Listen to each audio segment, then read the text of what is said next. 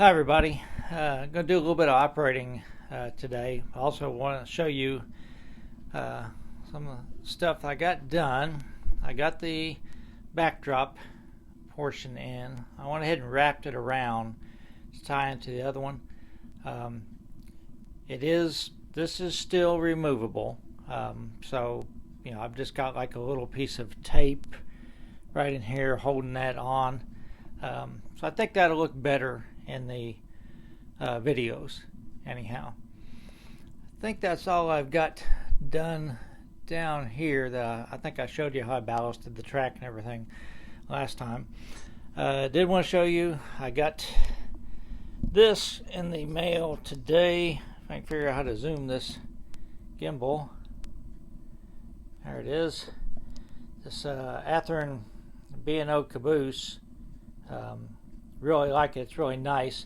Came with a couple little detail packets. Of course, one of my pet peeves, sometimes they don't give you instructions on stuff, so I don't really know where they go, where these things go. I've just got it parked on my abandoned track right at the moment. But if you know where those little detail packets go that they send you, let me know. Some of them look like they're like the little metallic screens or something. I don't know if they're supposed to go like over the windows, but anyhow, let me know if you know where they go. And I want to do one other thing. I'm using this gimbal, and so it's a little when it's on the tripod I really like it, but handheld I'm still getting used to it. So this is about pretty much where the bridge is going to go. I sort of marked it out. And you see I took the track down. So the last time I operated, that track was in place. Didn't have any problems. Took the track up. Was sort of playing with this a little bit. Went to run an operating session and I kept getting a short. I thought, oh crap. I kept talking about how bad my wiring is underneath Chillicothe. So I thought, it's finally come back to bite me. I've got some bad wiring and it's getting me. So because this track was gone here, Oak Hill is just completely out of my mind. Well, then I was talking to my friend, says, "Oh no, I've got a short." He said, "Well, have you run it since you hooked up Oak Hill?" I said, "Yeah, I ran it." And I got to thinking, there's two ways that Oak Hill is connected. There's the track and there's the wiring. So actually what I had this unfortunately has sort of become a junk area while I'm working on this other stuff. And this pair of pliers was laying across the rails underneath some paper. So felt really stupid. So I'm going to resolve when I get back from Indiana to clean this up completely, and it's no longer going to be a dumping ground. I need to start putting scenery down and getting stuff on it. So let's run a little bit of switching, and then I'll show you where I'm at on the module.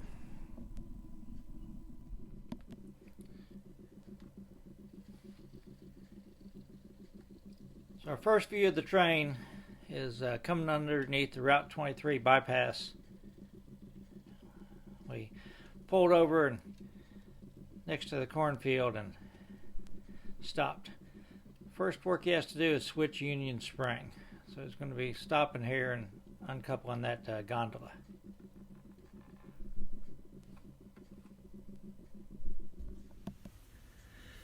So we pulled on up to Douglas Avenue so we could watch the action. There's not a full car in the Union, or an empty car in Union Spring, so we just have to spot the full.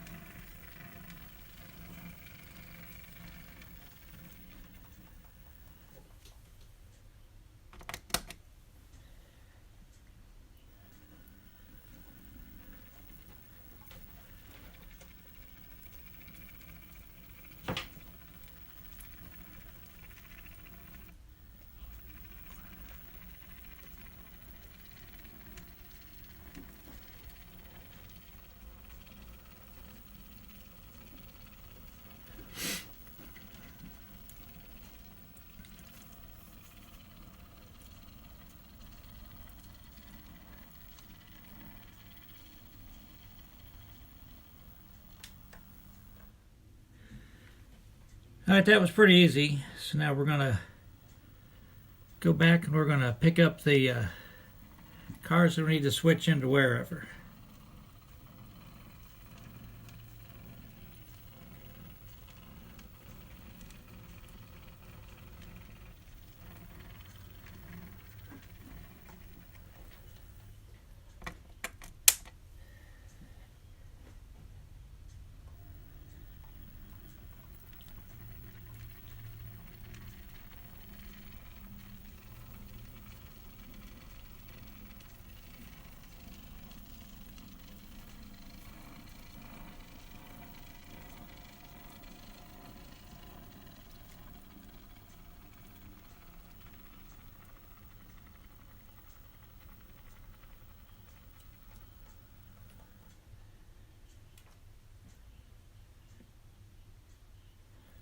Okay, coupling looks good.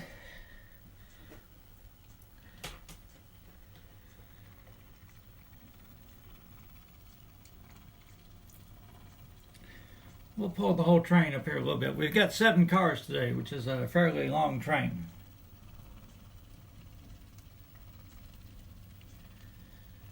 So the first 2 go to wherever. So I'm going to pull the train on up a little bit, then I'm going to uncouple behind the plastics car.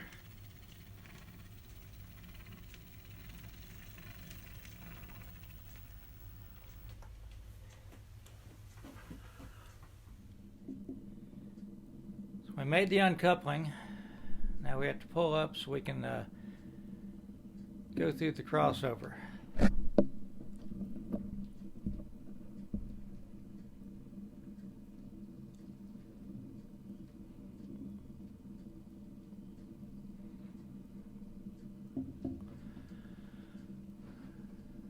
Good right there.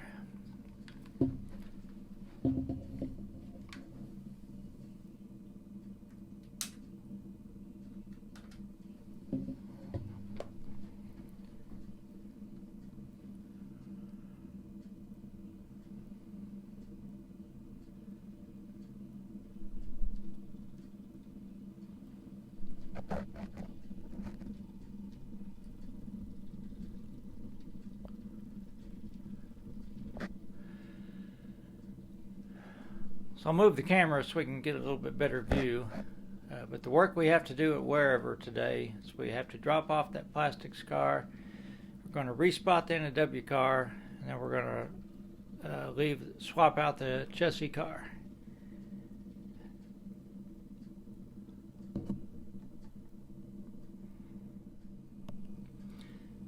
So since we're going to respot the NW car, we've gone ahead and cut off the plastics car.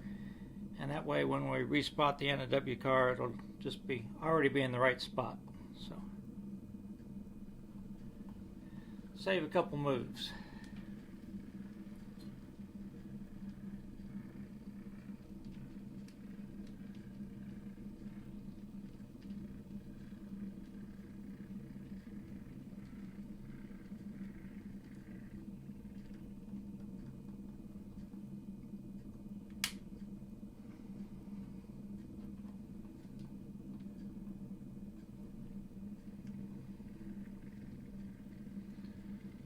We're going to pull both the box cars on the spur.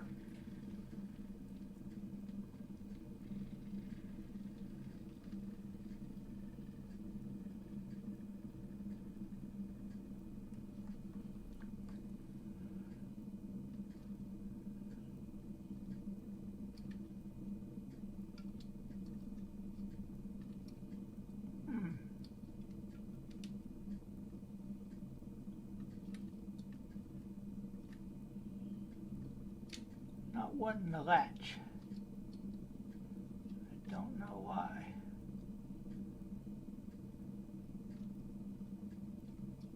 There we go.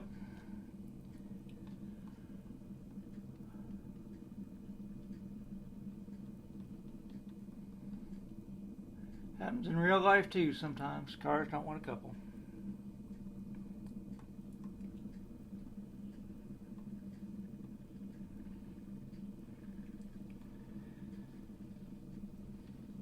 So every now and then I just need to run this RJ Corman engine Love it. It runs fantastic. So when I do this, my theory is we've actually moved forward to 1990, and this is one of the first little short lines that they acquired after CSX abandoned the through route through southern Ohio. R.J. Corman acquired the trackage in Chillicothe.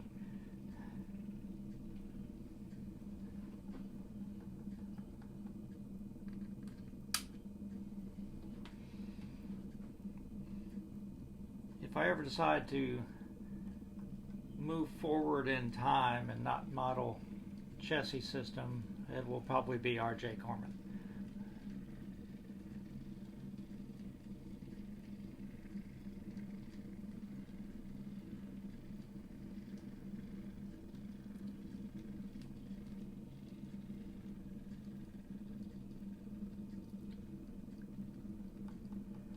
Alright, we're going to hook on to the plastics car.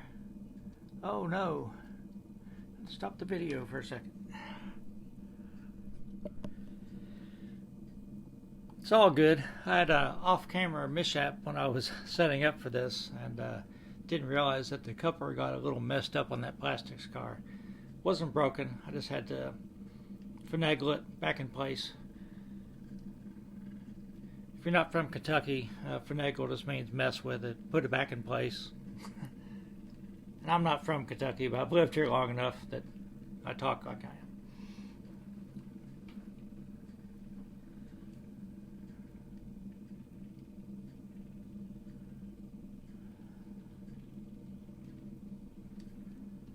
That'll do.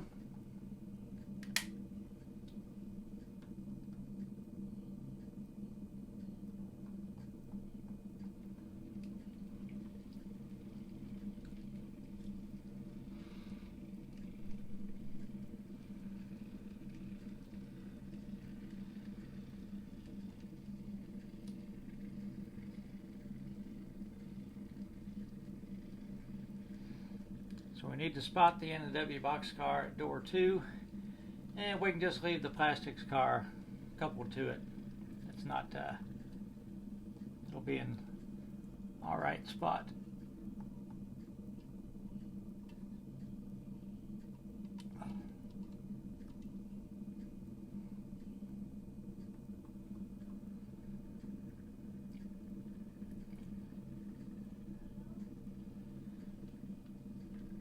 Now the car in the back, the C&O car, we need to drop it off and put the B&O car at door 1.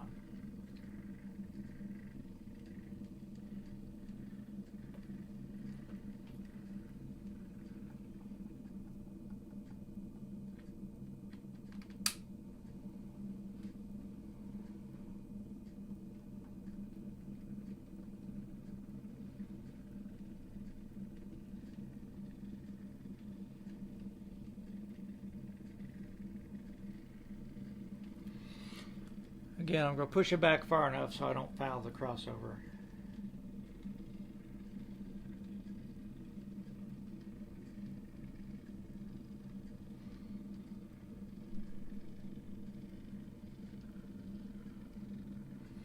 That's good.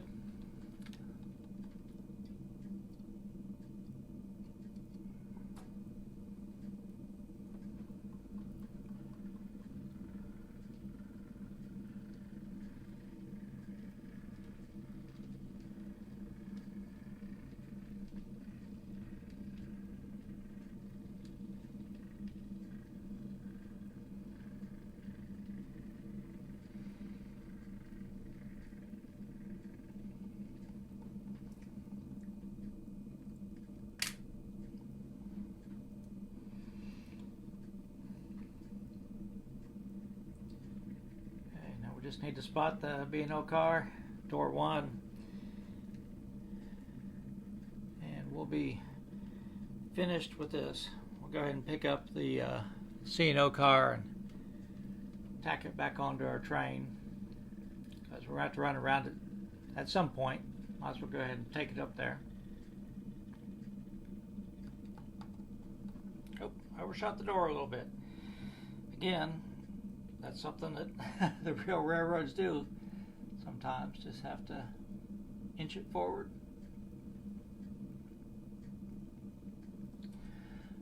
good.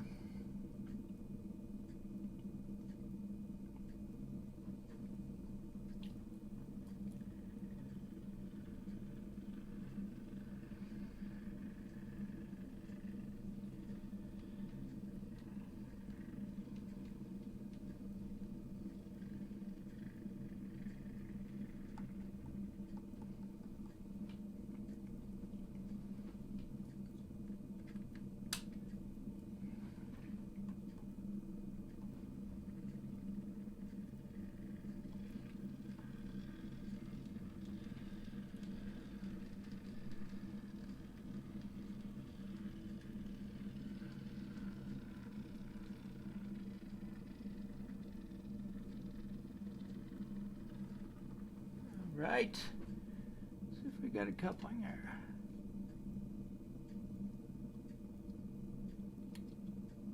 There we go. So the turnouts.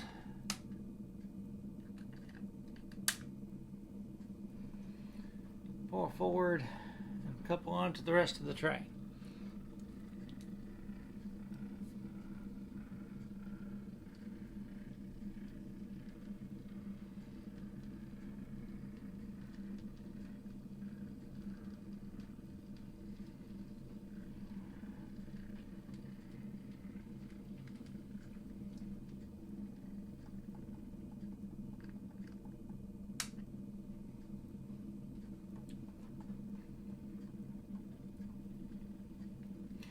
And we'll just pick up from there when we do part 2.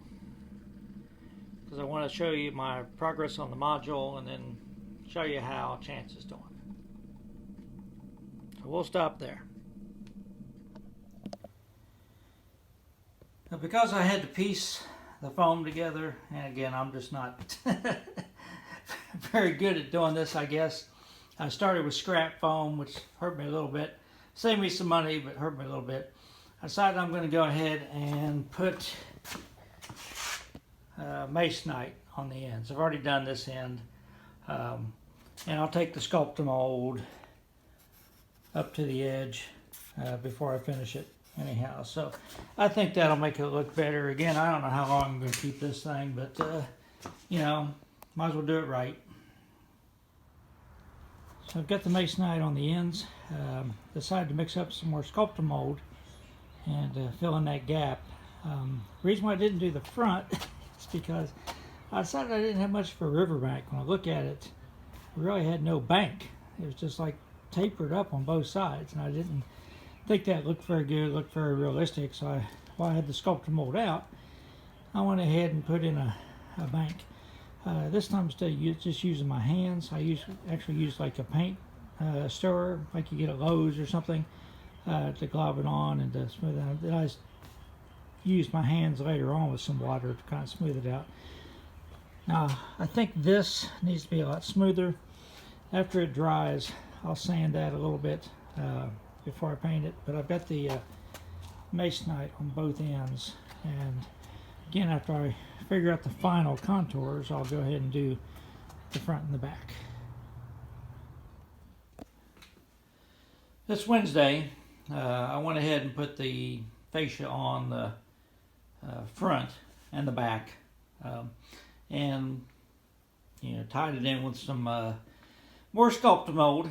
Anyhow, so I'll have to clean it up. The reason why it sort of looks gray on this side is it was some old fascia that I kept, old piece of fascia, so I just went ahead and used it, salvaged it. I've got the abutment's kind of dirty. I think that stuff will wash off. But anyhow, probably won't be doing a whole lot else on this because I'm traveling Sunday to Indiana for a week, so I'll probably be just letting this dry and work on it when I get back. I decided I'd do one more thing on it. I've been putting it in the laundry room at night, so it's drying pretty quick because the humidity's down and it's a warm spot. I just took my sander. I've got like a palm sander type thing. This vibrates. And I just went ahead and knocked it down all that, made it a little bit more even. Not worried about the creek being super flat because I mean I used to fly fish and creek bottoms aren't flat, so not real worried about that after I paint it and put the water on it and everything. I think it looks a little bit better now that I've knocked down most of the high stuff anyhow. But like I said, I am traveling Sunday, so probably is going to have to wait till I get back to doing more on it. So when we walk around the backyard, our joke is we really should call him Shadow, because he is like right on your heels usually. He was asleep on the bed. He didn't really want to come outside. I said, let's go out and walk in the backyard. He's doing much better, getting his appetite back. Again, if we could just get his diarrhea under control. I mean, he's eating good. We've tried all kinds of stuff to get it under control. You can tell my wife is a pretty avid gardener, and we've had a real cold snap here for April. We actually had snow on the ground yesterday morning, a couple inches. All melted, obviously. But we've had to cover everything up, and she's got a little greenhouse here, and we've got a heater in it. It's supposed to warm back up. Next week it'll be close to 80 a couple of days. Chance is doing okay. Hey, buddy. He still, I said, we don't think Chance is his name. He doesn't really answer to anything. We keep calling him different names, hoping he'll respond to one of them, but I really don't know if he's ever had a name, to tell you the truth. Just a very calm dog. So that'll be enough for now. So everybody stay safe. I'll be in Indiana next week. Maybe shoot some train videos, have some stuff at the hotel working on, and I'll do part 2 of the switching. I'll post sometime coming up.